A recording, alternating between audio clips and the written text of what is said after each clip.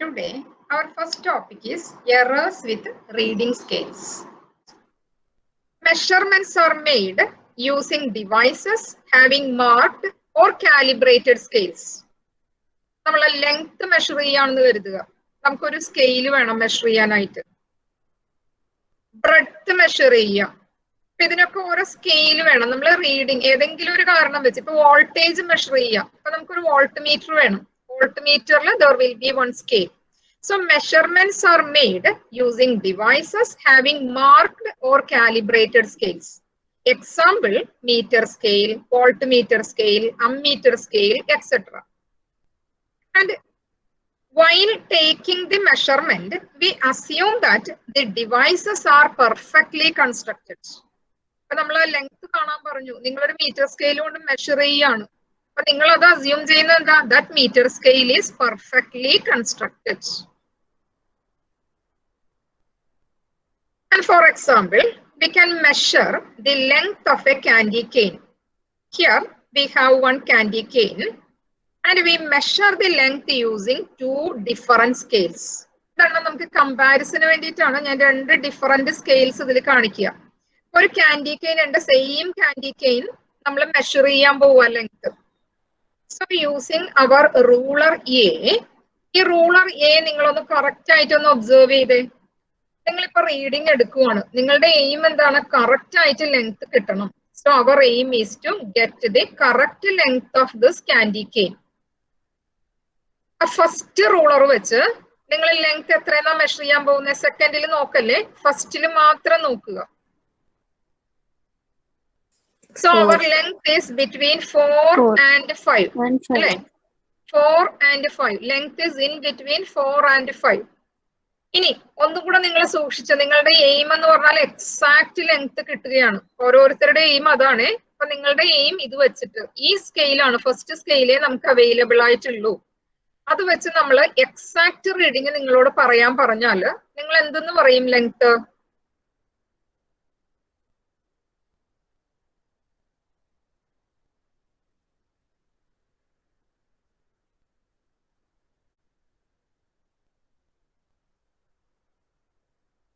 Accurate ആയിട്ട് reading പറയണം. അപ്പൊ നിങ്ങൾ ഈ സ്കെയിലേ നിങ്ങൾക്ക് ഉള്ളൂ. നിങ്ങൾ മനസ്സുകൊണ്ട് ഡിവൈഡ് ചെയ്യാണ്. 4നും 5നും ഇടയ്ക്കുള്ള ഡിവിഷൻസ് നിങ്ങൾ മനസ്സിൽ കാണുവാണ്. എന്നിട്ട് ആക്യുറേറ്റ് ആയിട്ട് റീഡിങ് പറയാൻ പറഞ്ഞാല് ഇപ്പൊ reading while reading this length, the value of length will be equal to എത്രയുണ്ട് റീഡിങ്? പെട്ടെന്ന് പറയൂ. 4.2. 4.2 എന്ന് ഒരാൾ പറഞ്ഞു. ഓക്കെ, ഇനി 4.2 ആണെന്ന് എക്സാക്ട് ആയിട്ട് നിങ്ങൾക്ക് അറിയോ? 4.3 ആയിക്കൂടെ അത്? ഒരു സംശയം വരാം നമുക്ക്. May be 4.2, 4.25, 4.3, 4.1. Is it possible? No. 4.15? Maybe. Maybe. അപ്പൊ നമുക്ക് അങ്ങനെ സംശയം വരാം. നമ്മളെ സ്കെയിലില് ഗ്രാജുവേഷൻസ് ഇല്ല, but we are going to measure this accurately, then there will be some confusion. So we can say that the first ruler gives the reading around 4.2 centimeter. നമ്മളുടെ observation ആണ്, actual അല്ല. നമ്മൾ പറഞ്ഞു it may be around 4.2 centimeter. Clear ആയോ അത്? അപ്പൊ നമ്മൾ assumption എടുക്കുവാണ് അത് around 4.2 centimeter. ഇനി 4.3 ആവാം, മേ ബി 4.15 ആവാം. So we can write it as it will be 4.2 and plus or minus 0.1 maximum error. Maximum error, we can write it as 0.1.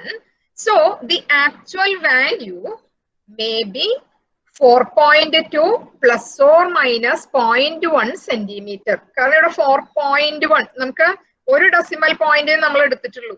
So appo namukku oru decimal point adinu parayan pattathillu. So we can write it as 4.2 plus or minus 0.1 centimeter. Then using the second scale. In second scale, we can read 4.1, 4.2, 4.3 and so on. Now the reading is in between 4 and 4.5. 4.2 and 4.3.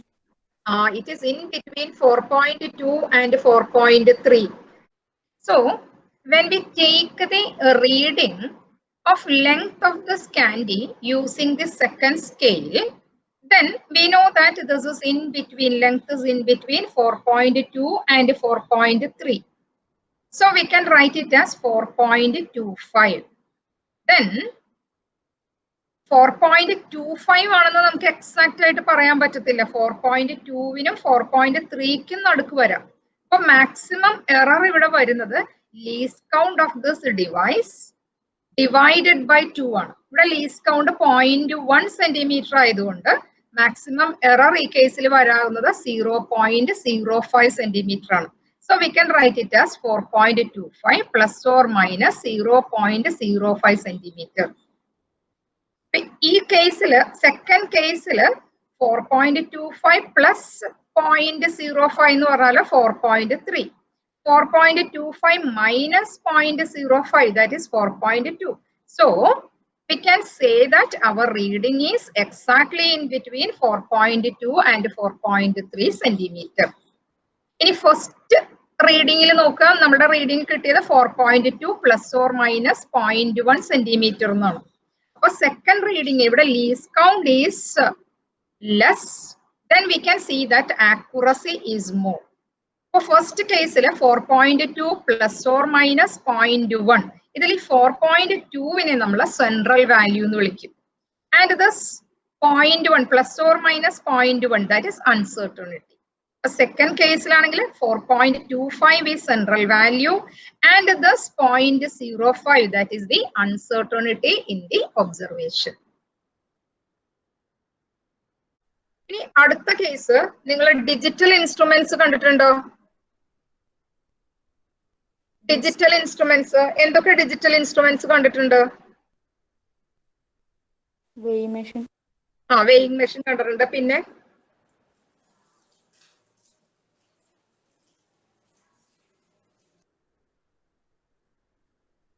Weighing machine മാത്രം കണ്ടിട്ടുള്ളോ digital ആയിട്ടുള്ളത്? Digital thermometer കണ്ടിട്ടുണ്ടോ? Digital clock? Yes, yes. Okay. Yes, So yes. here we dealing with errors with digital instruments. In laboratory, many instruments use a digital display. Example is electronic balance.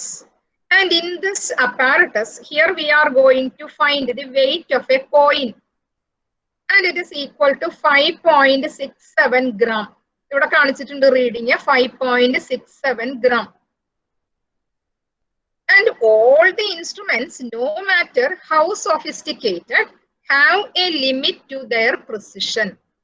നമ്മൾ സാധാരണ ഒരു common balance വെച്ച് വേ ചെയ്താൽ ഉണ്ടാകുന്നതിനേക്കാളും precision കിട്ടും നമ്മൾ ഏത് വെച്ച് measure ചെയ്യുമ്പോൾ, ഡിജിറ്റൽ ഇൻസ്ട്രുമെന്റ് വെച്ച് മെഷർ ചെയ്യുമ്പോൾ. പക്ഷെ ഡിജിറ്റലിലും അവിടെയും എറർ ഉണ്ട്. ഇതിപ്പോ ഈ 2 ഡിജിറ്റേ കാണിച്ചിട്ടുള്ളൂ, 5.67, 2 ഡെസിമൽ പോയിന്റ്സ് ഇവിടെ കാണിച്ചിട്ടുള്ളൂ. മൂന്നാമത്തെ ഡെസിമൽ പോയിന്റ് എന്താണ്? ഈ 7 അൺസേർട്ടൺ ആണ്. 6-7 എന്നുള്ളതിൽ 7 ഈസ് അൺസേർട്ടൺ. അത് 6-7 ആവാം, 6-6-5 ആവാം, 6-6-6-7 ആവാം. Last digit, that is uncertain. So all the instruments, no matter how sophisticated, have a limit to their precision. So error of an electronic device, usually we take half of the least count. നമ്മൾ പണ്ട് ചെയ്തതുപോലെ തന്നെ measurement എടുക്കുമ്പോഴും ഇവിടെയും എടുക്കുക. Possible error is equal to half the least count. ഈ കേസിൽ least count എന്താണ്? What is the least count here? 0.01. 0.01 gram. അതാണ് ഇവിടുത്തെ ലീസ്റ്റ് കൗണ്ട്. അപ്പൊ error possible in this case is half this value, half 0.01.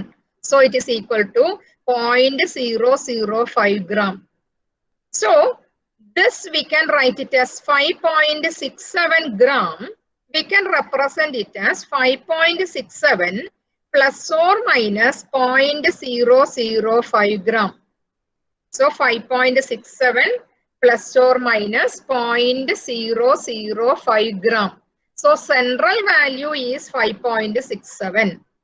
And the uncertainty in this case is 0.005 gram. Measurement using digital instruments. This we first digital instruments error normally theoretically we take the maximum error possible as half the least count. Then our next topic is number of significant digits. This is school number of significant digits. We know that measured quantity never get an exact value. It is never get an exact value. Exact true value measure aim accuracy maximum. So by reducing errors, one gets an accurate value of the quantity. Error minimize the accurate value. എങ്ങനെയൊക്കെ നമ്മൾ error minimise ചെയ്താലും അവിടെ error ഉണ്ടാവും. ഒരു ചെറുതായിട്ടാണെങ്കിലും ഒരു error അവിടെ കാണും. So in A measurement last digit is doubtful. ഇപ്പൊ എന്ത് മെഷർമെന്റ് നമ്മൾ എടുത്താലും ലാസ്റ്റ് ഡിജിറ്റ് എന്ന് പറഞ്ഞാൽ that is doubtful digits. So number of reliable digits plus the uncertain digit that is known as number of significant digits or number of significant figures. A number of significant digits അല്ലെങ്കിൽ number of significant figures എന്ന് പറഞ്ഞാൽ reliable ആയിട്ടുള്ള digits ന്റെ number plus first uncertain digit. നമുക്കൊരു example നോക്കിയാൽ clear ആവും. കേൾക്കാലോ അല്ലേ ഇത്? Yes, miss. നമ്മൾ മെഷർ ചെയ്യണം. If we are measuring the length and the length is equal to 50.4 centimeter. ഈ 50 5ഉം 0യും reliable digits ആണ്. Uncertain ആയിട്ടുള്ള ഡിജിറ്റ് 0.4 ആണ്. 0.4 ഇവിടെ നമ്മൾ പ്ലസ് ഓർ മൈനസ് 0.05 എന്നൊക്കെ എഴുതും. കാരണം എന്താ ലീസ്റ്റ് കൗണ്ടും കൂടെ ആഡ് ചെയ്തിട്ട്. അപ്പൊ ഇവിടെ 0.4 ഈസ് അൺസർട്ടൺ. അപ്പൊ അതുകൊണ്ട് 5ഉം 0യും that is reliable and 4 is uncertain. So number of significant digits is number of reliable digits, that is 2, plus the uncertain digit number, it is 1. So it is 2 plus 1, that is equal to 3. Clear are you? Yes, Clear. Next case, in a decimal number, if number of significant figures increases, accuracy also increases. നമ്മൾ ഈ scale മെഷർമെന്റിൽ കണ്ടതാണ്. Here it is 4.2, number of decimal 0.1. Here it is 4.25. So number of decimal point increases. അപ്പൊ less than 1 കേസിൽ നമുക്ക് അങ്ങനെ എടുക്കാം 0.1. ഇവിടെ 0.25 അങ്ങനെയാണെങ്കിൽ number of decimal point increases, accuracy also increases. So decimal number, if number of significant figures increases, then accuracy also increases. Then a change of unit after the measurement does not change the number of significant digits. നമ്മൾ മീറ്ററിൽ measure ചെയ്തു. First measurement 50.4 centimetre എന്നാണ് എടുത്തത്. After this, we can convert it into meter. So we can write it as 50.4 into 10 raised to minus 2 centimeter, or we can write it as 0.504 meter. Then there is no change in number of significant digits. Measurement എടുത്തത് ഒരു യൂണിറ്റിലാണ്. If we change the unit, then there is no change in number of significant digits. Here it is 3, here also it is 3. Then Next topic is important rules to determine the number of significant figures. It is very important. Important rules to determine the number of significant digits or number of significant figures. First rule, all non-zero digits are significant. Zero allade varuna ella digits, they are significant. Example, if our number is 6.45 meter or 6.45, ഇതിൽ നോക്കുക 3 digits ഉണ്ട്, 3 non-zero ആണ്. So number of significant digits, it is 3. So 3 is the number of significant digits. Next rule, all zeros between 2 non-zero digits are significant. So നമ്മൾ 645 എന്ന് എഴുതി. If we write it as 6045, that is 6045, number of significant digits will be 6045. If our number is 6045, 4. 600 is in between 6 and 4. So all zeros in between 2 non-zero digits are significant. So number is 4. Another example, if it is 380.005, here between 5 and 8 there are 3 zeros. So we count all these zeros. So number of significant digits is 6. 6. മനസ്സിലായോ? Yes, miss. So next rule, if the number is less than 1, all the zeros to the right of a decimal point and to the left of the first non-zero digit, they are not significant. If the number is less than 1. So നോക്കുക, example 0.00567. Decimal point കഴിഞ്ഞ് റൈറ്റിലുള്ള zeros to the right of decimal point, ഈ രണ്ടെണ്ണം right of decimal point ആണ്, and to the left of first non-zero digit, that is 5. 5ന്റെ ലെഫ്റ്റിലുമാണ്. So we can neglect these 2 zeros. Number of significant digits ഏതാ? 5, 6, 7. 6, 7. കിട്ടിയാ? But if it is 0.005067, 4 significant Four. digits. then number of significant digits will be 4. 4. Yeah. കാരണം എന്താ? 0 in between 2 non-zero digits will be significant. But the zeros to the right of the decimal point and to the left of first non-zero digit, they are not significant.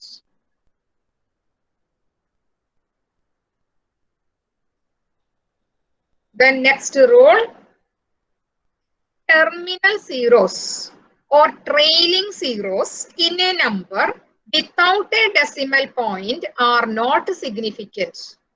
ഇവിടുത്തെ trailing zero എന്ന് പറഞ്ഞാൽ 2030 ഇതാണ് trailing zero or terminal zero. They are not significant.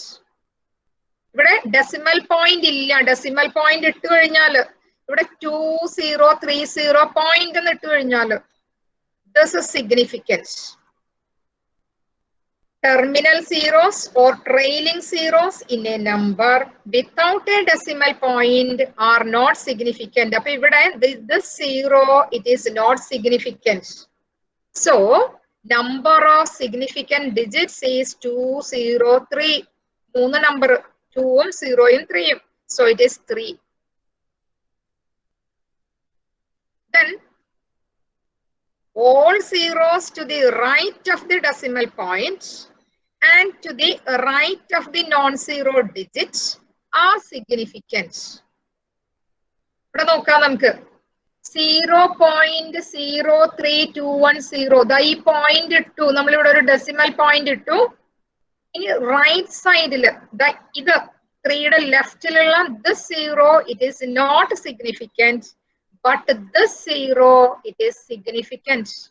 So here the number of significant digits is 4. 1, 2, 3, 4. 4. And if we write it as 20.00, then all these zeros are significant. Second. So it is 4. 4. Okay. Then miss ഈ point ഒന്നുകൂടി പറയോ miss ഇപ്പൊ പറഞ്ഞത്? അതായത് ഇവിടെ നമ്മള് first വണ്ണില് decimal point കഴിഞ്ഞിട്ട് എന്താ ഈ 0, ആ 0 സിഗ്നിഫിക്കന്റ് അല്ല എന്ന് നേരത്തെ പഠിച്ചു. കൺഫ്യൂഷൻ ഇല്ലല്ലോ? ഇല്ല. ഇനി നമ്മള് ഈ ഒരു മെഷർമെന്റില് 3210 വിലയില്ല എന്ന് പറഞ്ഞ് നമ്മൾ റൈറ്റിൽ ഇട്ടാലും if the 0 is at the right side of a decimal point, then that is significant. And the 0 is significant if it is at the right of a decimal point.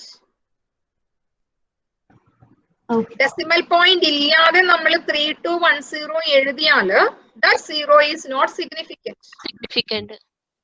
Decimal point ittittu right il 0 vannal that 0 is significant. Okay. So 20.00, that is significant. So the number of significant digits is 4. Okay. Then all zeros to the right of non-zero digits are significant if they come from the measurement. നേരത്തെ പറഞ്ഞിരുന്നു ഒരു വ്യത്യാസം വന്നു. നമ്മൾ നേരത്തെ എഴുതി decimal point ഇല്ല. Decimal point ഇല്ലാണ്ട് ആദ്യം ഒരെണ്ണം എഴുതിയില്ലേ? ഏതാണ്? ഇല്ല. അത് നമ്മൾ പറയാ ചെയ്തേ. അപ്പൊ അതാ ഇവിടെ 2030 നമ്പർ ഓഫ് സിഗ്നിഫിക്കന്റ് ഡിജിറ്റ്സ് 3 എന്നാ എഴുതിയത്. പക്ഷെ if it is written as this much centimetre or metre, metre എന്ന് എഴുതിയെന്ന് കരുതുക. അപ്പൊ number of significant digits become 4. മനസ്സിലായോ? നേരത്തെ നമ്മൾ എന്താ എഴുതിയ 3 മീറ്റർ ഇല്ലായിരുന്നു. വെറുതെ 2030 എന്ന് എഴുതിയാല് ഇറ്റ് ഈസ് 3. പക്ഷെ നമ്മൾ ഇവിടെ 2030 metre എഴുതിയാല് then it is coming from a measurement. So all the digits are significant. So the number it is 4. Clear ആയോ? Yes, miss. എല്ലാവർക്കും അപ്പൊ റൂൾസ് നമുക്ക് ഒന്നും കൂടി നോക്കാം. എന്തൊക്കെയാ rules? all non-zero digits are significant. All zeros between two non-zero digits are significant. If the number is less than 1, all zeros to the right of a decimal point and to the left of the first non-zero digit are not significant. Terminal zeros or trailing zeros in a number without a decimal point are not significant. All the zeros to the right of the decimal point and to the left of the non-zero digit are significant. All zeros to the right of the last non-zero digit are significant if they come from a measurement. ഇനി ഞാൻ നിങ്ങളെ കൊണ്ട് പറയിക്കാൻ പോവുകയാണ്. പറയൂ. Miss, second last പോയിന്റില് ഡെസിമലിന് മുമ്പുള്ള 0 significant ആവുന്ന എങ്ങനെയാ? ഇതിലോ? ഇതാണോ? 20.00.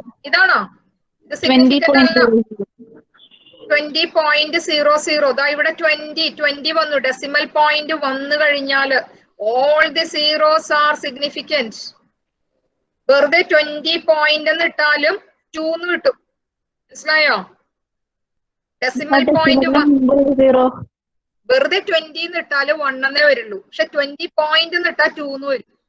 മനസ്സിലായോ?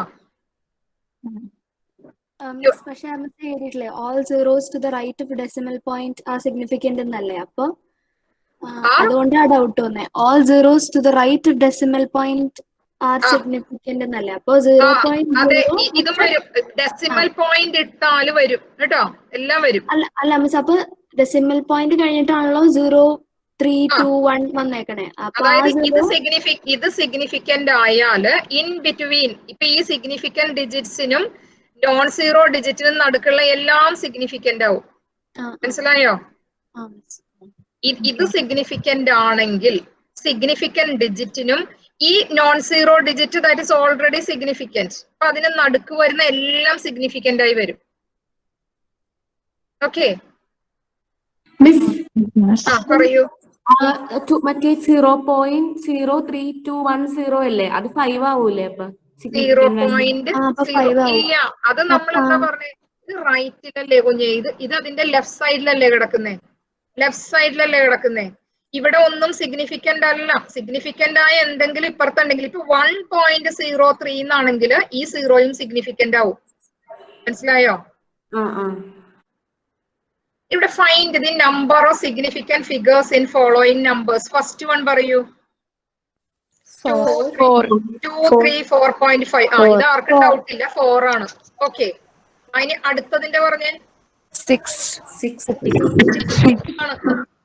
എന്താ കാര്യം? എന്തുകൊണ്ടാ?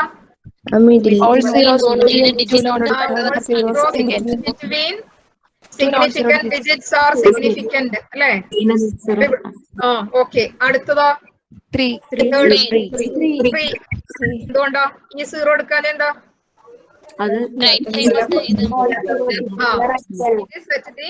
right of the decimal point and left of the first non-zero digit. 50. ഈ സീറോ എടുക്കാൻ എന്താ? terminal zeros are not significant. 50 meter 2. Why? Is coming from a measurement.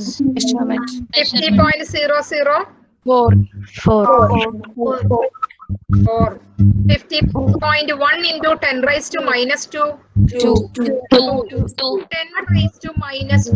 10 raised to minus 3. അങ്ങനെയുള്ളത് നമ്മൾ അവിടെ കൺസിഡർ ചെയ്യില്ല. Okay, so it is 5.1. 5.1 significant digit, it is 2. 4.567 into 10 raised to 3. 3.92. 4.00. 3.4.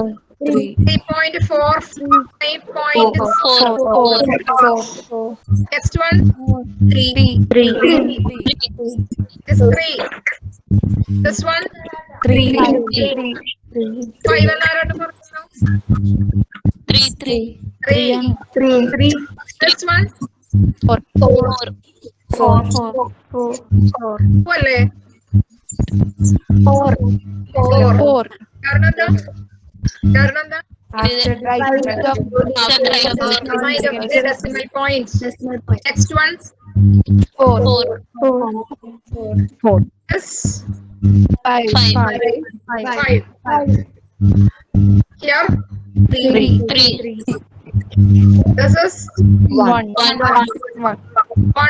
ഈ zeros എടുക്കത്തില്ല. 8.15. 3. Here it is 4. This one 4. 3 ആണോ 4 ആണോ? 4 ആണേ. Next one 4. This one 4. Okay.